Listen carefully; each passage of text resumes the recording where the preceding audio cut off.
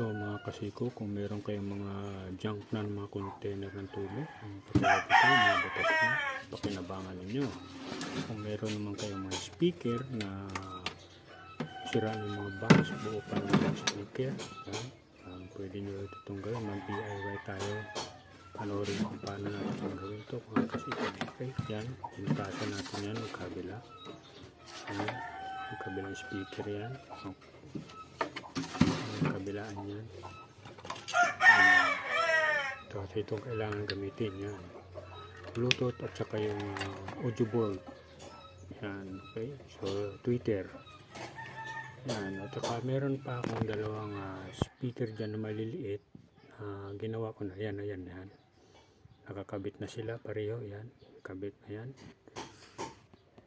Yan yung audio board sa taas. Yan. Install na natin. So, try na natin kung ano ang resulta niyan. And today's rain, the days